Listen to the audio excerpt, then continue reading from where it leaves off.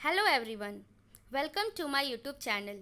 पिछले क्लास में हम पहेली या बुझवल के बारे में पढ़े थे और पहेली के वर्गीकरण के बारे में पढ़े थे, जो कि घरेलू संबंधी था, व्यवसाय संबंधी था और शरीर संबंधी था।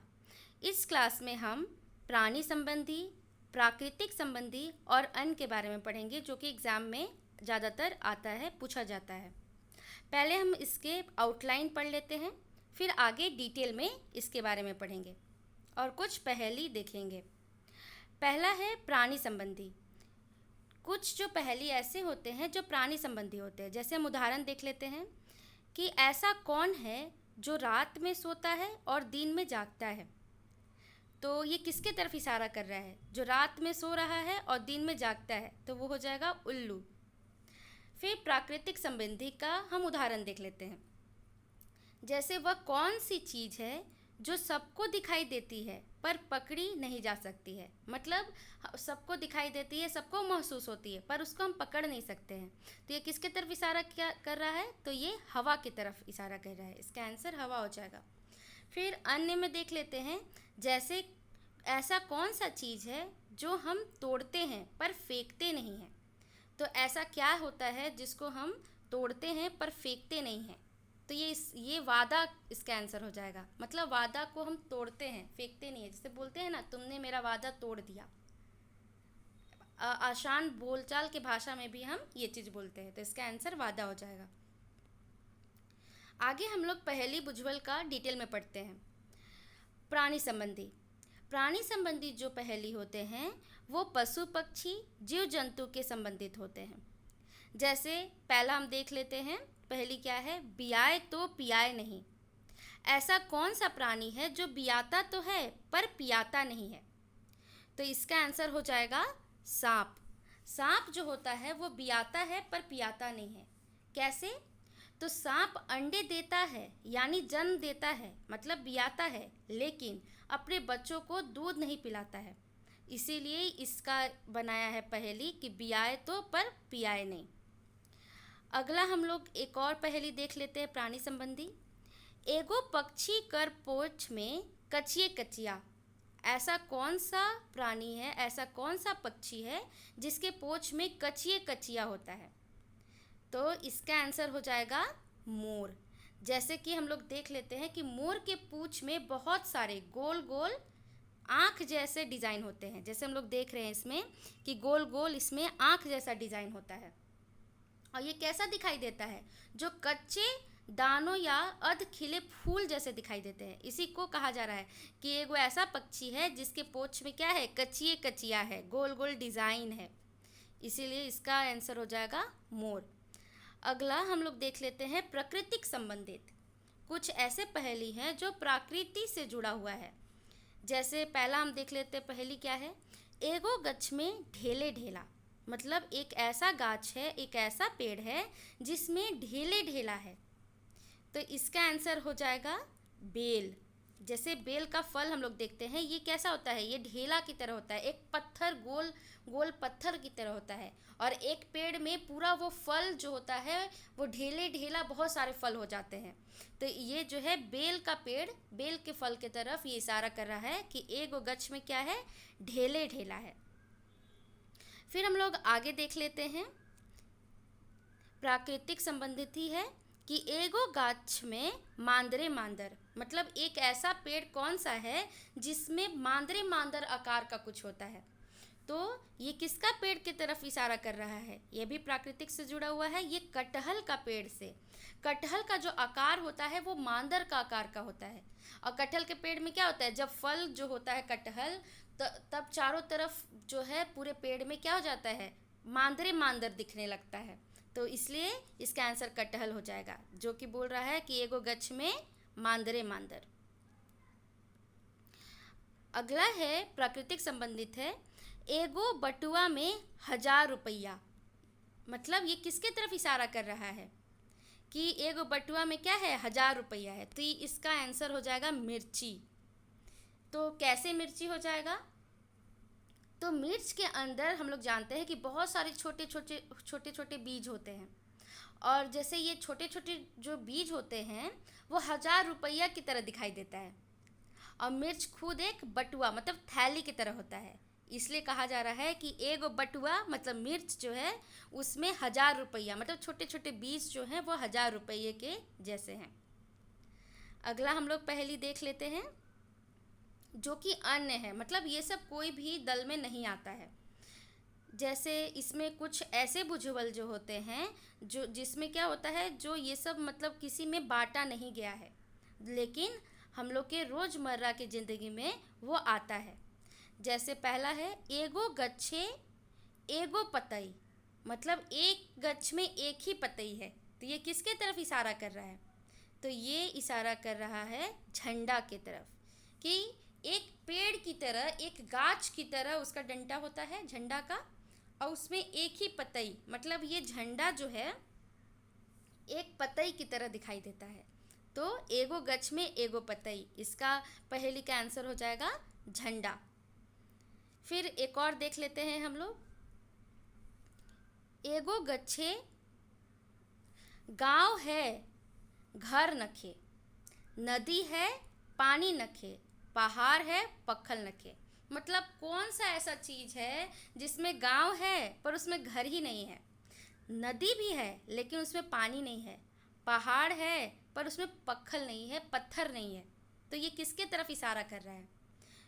तो ये इशारा जो कर रहा है वो नक्शा की तरफ कर रहा है, कि नक्शा में गांव होता है लेकिन घर नहीं होता है, उसमें पत्थर भी, उसमें पहाड़ होता है पर पत्थर नहीं होता है उसमें। जैसे हम लोग देख रहे हैं कि ये क्या है, ये इंडिया का मैप है, नक्शा है। इसमें क्या है, हिमालय पहाड़ का बताया है कि ये हिमालय पहाड़ है, पर हम वास्तविक रूप से इसे पत्थर देख पा रहे हैं? नहीं, ये सिर्फ एक मानचित्र देता है, पहाड़ का, नदी का, गांव का, ये सब का मानचित्र हम लोग नक्शा में देखते हैं, लेकिन वास्तविक में नहीं होता है। जैसे पहाड़ है पर पत्थर नहीं है वास्तविक में, नदी भी है, जैसे हिंद महासागर देख रहे हैं, नदी, इसमें गंगा नदी भी होगा, ब्रह्मपुत्र नदी सब होगा, लेकिन उसमें पानी नहीं है, बस मानचित्र बनाया हुआ है उसका। फिर आगे हम लोग देख लेते हैं,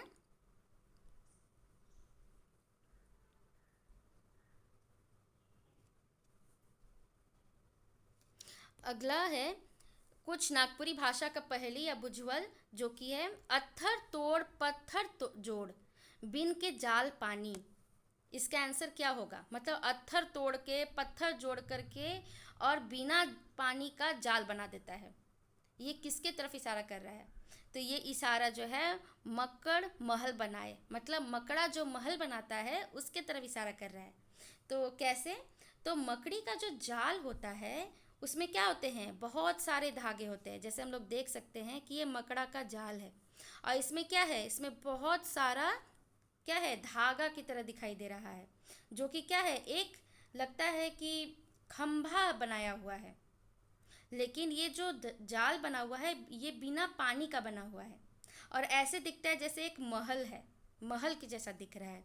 तो इसी में बोल रहा है कि अत्थर तोड़ और पत्थर जोड़ और बिन जाल पानी, बिना पानी का जाल बना देता है। फिर दूसरा है अर्रा फर्रा सुरली घास जेकर बीच अंडा, मतलब अरला फरला और उसमें क्या है, घास की तरह है और बीच में अंडा है। तो ये किसके तरफ इशारा कर रहा है? तो ये आँख के तरफ। जैसे आँख है उसको क्या कहते हैं, उसको फाड़ते हैं फिर बंद करते हैं, और क्या है इसमें जो पलक है आँख का या ऊपर नीचे जो है वो जो हेयर है, बाल जो है वो एक घास की समान है, और बीच में जो आँख की पुतली है वो गोल अंडा के समान है। तो इसी के बारे में ये इशारा कर रहा है। अगला हम लोग देख लेते हैं, 80 कोस पोखरा 84 कोस पोखरा ताहाँ बैठे बगुला। ये किसके तरफ इशारा कर रहा है? इसका कहना है कि पोखरा जो तालाब है वो 80 कोस से 84 कोस है, बहुत दूर है, और जहाँ पे बैठा हुआ है बगुला। तो इसका ये किसके तरफ इशारा कर रहा है? ये शीत के तरफ, मतलब शीत बर्फ जो है उसके तरफ ये इशारा कर रहा है। उसमें क्या होता है, उसका जो बर्फ का जो पोखरा तालाब बहुत दूर है, और उजला और बर्फ जो है जो होता है, शीत जो गिरता है तो कैसा दिखाई देता है? तो बगुला के जैसा उजला उजला दिखाई देता है, इसी को कहा जा रहा है। आगे हम लोग देख सकते हैं, अरला फरला बार बिने दरार और सेंदूर सेकर बीचे लाल। ये किसके तरफ इशारा कर रहा है? तो ये इशारा कर रहा है मांग के लिए। मांग मतलब जो महिलाएं जो है वो क्या मांग फाड़ती हैं। अरला फरला मतलब मांग को फाड़ा जा रहा है, और उसके क्या कहते हैं, उसमें बीच में दरार नहीं है, बस उसको फाड़ा जा रहा है, और बीच में क्या है, लाल रंग है। मतलब जो महिलाएं सिंदूर लगाती हैं बीच में मांग के अंदर, वही मांग का के तरफ ये इशारा किया जा रहा है। फिर हम लोग आगे देख लेते हैं, अजर कोठी बजर केवार ताहा और जीव नाचे चुलचुलिया यार। मतलब इधर एकदम कोठी के समान है, दूसरे तरफ वज्र की तरह केवाड़ी है, और उसमें उसके बीच में जो है वो जीव इधर उधर नाचता है। जब हम बोलते हैं तो जीव इधर उधर होता है कि नहीं, वो तो ये किसके तरफ ये इशारा कर रहा है? ये अज्जर कोठी बज्जर केवाड़ की तरह क्या है, और जिसके बीच में जीव जो है वो इधर उधर नाचता है, तो ये दांत की तरफ इशारा कर रहा है। जैसे ये दांत है, ये दांत जो है इसके बीच में जीव जो होते हैं वो इधर उधर नाचता है जब हम बोलते हैं, और वज्र की तरह हमारा दांत है। अब हम लोग आगे देख लेते हैं, कुछ और भी दिया हुआ है पहेली। जैसे ऊँट के गोटेक बुढ़िया ची ची खाओ कहेल। मतलब और ये किसके तरफ इशारा किया जा रहा है? ये ढेकी की तरफ इशारा कर रहा है। मतलब ऊँट के गोटेक बुढ़िया, बुढ़िया जब मतलब एक बुढ़िया के जैसा है, और उस मतलब हम लोग ढेकी चलाते हैं जब जब हम लोग तो जब उस पैर से हम लोग मारते हैं तो क्या होता है, वो आवाज़ करता है, चीची खाओ ऐसा आवाज़ आता है जब वो कूटता है कोई भी चावल को, ये सब को। तो ये ढेकी की तरफ इशारा कर रहा है। फिर है उके हेके जे आपन घर के पीठे लादेल। मतलब वो किसके तरफ इशारा कर रहा है? मतलब वो कौन है जो अपना घर को पीठ में लाद के चलता है? तो ये कछुआ। कछुआ जो है उसको देखते हैं कि कछुआ के ऊपर जो है वो एक एकदम बहुत कठोर सख्त होता है, जिसके जो उसका कछुआ का घर है। जैसे ही वे कुछ भी देखेगा कि ये उससे हमको कोई भय है, कछुआ तुरंत अंदर घुस जाता है, वो अपना सिर को नीचे घुसा लेता है उस कठोर पदा अपने पीठ के नीचे। तो इसका आंसर हो जाएगा कछुआ। फिर है ऊँट के गोटेक बुढ़िया एक बोझा दत्तुन खाए। तो ये किसके तरफ इशारा कर रहा है? ये चूल्हा, जैसे लकड़ी का चूल्हा है, उसमें क्या है, वो उसमें हम लोग लकड़ी डालते हैं तो वो चूल्हा क्या होता है, जलता है। तो यही बोल रहा है कि एक बोझा दत्तुन खाए, वो जो लकड़ी जो है वो क्या है, दत्तुन की तरह है। फिर अगला हम लोग देख लेते हैं, ऊपरे खोता जमीन कर भीतरे अंडा। मतलब ऊपर खोता की तरह निकला हुआ है और जमीन के अंदर अंडा है। तो ये किसके तरफ इशारा कर रहा है? आलू। आलू जो है वो जमीन के नीचे जमता है, और उसके ऊपर जो होते हैं आलू का पत्ता होता है खोता की तरह। तो इसका आंसर आलू हो जाएगा। जैसे हम लोग देख रहे हैं, ये ढेकी हो गया। ये कछुआ देख लिए, जिसके बारे में बोला गया कि कछुआ जो है इसका पीठ जो है सख्त होता है, ये अपने सिर को जैसे ही देखेगा कि कुछ वहाँ पे भय का चीज़ है, कोई तो शिकारी है, तो वो फटाक से अपने सिर को अंदर घुसा लेता है। फिर ये चूल्हा जैसे लकड़ी जो है जिसमें बहुत सारा वो क्या है, दत्तून, लकड़ी को दत्तून के से उसको संबंध किया गया है। फिर ये आलू जो कि क्या है, अंडे के आकार का है, और ऊपर खोता की तरह इसका क्या होता है, पत्ते होते हैं। कुछ क्वेश्चन देख लेते हैं जो कि एग्जाम में पूछे जाते हैं। नागपुरी में पहेली को क्या कहा जाता है? गीत, बुझवल, कहानी, नाचा। तो नागपुरी पहेली को नागपुरी में क्या कहा जाता है? तो बुझवल कहा जाता है। अगला क्वेश्चन है, नागपुरी बुझवल का मुख्य उद्देश्य क्या होता है? केवल मनोरंजन, ज्ञान और बुद्धि की परीक्षा, खेती करना, व्यापार करना। तो जैसे हम लोग जानते हैं नागपुरी बुझवल जो है उसको पहले ही पढ़े कि जब बुझवल पूछा जाता है तो हम अपने क्या करते हैं, अपने बुद्धि का वो हम लोग का वृद्धि होता है उससे, और बुद्धि का परीक्षा भी होता है, ये हम लोग पढ़ चुके हैं। तो इसका आंसर हो जाएगा ज्ञान और बुद्धि का परीक्षा। अगला क्वेश्चन है, निम्नलिखित में से कौन प्राणी संबंधी भुजबल का उदाहरण है। हम लोग अभी पढ़े थे कि प्राणी संबंधी ये जो था या फिर प्राकृतिक संबंधी ये सब पढ़े थे। तो इसमें प्राणी संबंधी भुजबल किसके का उदाहरण कौन सा है? सांप, नक्शा, झंडा, चूल्हा। तो इसका आंसर हो जाएगा सांप, क्योंकि सांप एक प्राणी है। ठीक है, नक्शा जो है वो अन्य में आ जाएगा, झंडा अन्य में आ जाएगा, चूल्हा अन्य में आ जाएगा। फिर हम लोग अगला देख लेते हैं, निम्नलिखित में से कौन से प्राकृतिक संबंधित भुजबल का उदाहरण है। मतलब प्राकृतिक संबंधित, जैसे कोहरा हो जाएगा, दांत हो जाएगा, आलू हो जाएगा, चूल्हा हो जाएगा। तो प्राकृतिक से जुड़ा कोहरा होता है, तो ये प्राकृतिक संबंधित भुजबल है। इसका आंसर हो जाएगा कोहरा। दांत जो है वो तो शरीर संबंधित हो सकता है। आगे, निम्नलिखित में से कौन अन्य वर्ग की भुजबल उदाहरण है? मोर, बेल फल, मकड़ी का जाल, झंडा। तो जैसे हम जानते हैं कि मोर जो है वो एक प्राणी है, तो ये प्राणी संबंधित हो जाएगा। बेल फल जो है वो प्राकृतिक में आ जाएगा, पेड़ है। मकड़ी का जाल जो है वो भी क्या है? प्राणी संबंधित में आ जाएगा। तो इसका आंसर झंडा हो जाएगा। अगला क्वेश्चन है, भुजबल का उत्तर देने के लिए सबसे अधिक किसकी आवश्यकता होती है? धन का, बुद्धि और तर्क का, ताकत या भय का? तो बुद्धि का जो उत्तर हम लोग देते हैं, समाधान करते हैं, अपने बुद्धि से देते हैं, दिमाग लगा करके देते हैं। तो इसका आंसर बुद्धि और तर्क से हम लोग बुद्धि का उत्तर देते हैं। अगला क्वेश्चन है, नागपुरी भुजबल मुख्य रूप से किस परंपरा से जुड़ी है? लोक साहित्य, विज्ञान, गणित, राजनीति। तो हम लोग देखे हैं कि नागपुरी भुजबल पहेली जो है वो लोक साहित्य का भाग है। लोक साहित्य में और कौन कौन आते हैं? लोकगीत, लोक गाथा, लोक कथा, और उसी में आते हैं नागपुरी का भुजबल और पहेली। अगला क्वेश्चन है, नागपुरी भुजबल का सबसे अधिक प्रयोग कहाँ होता है?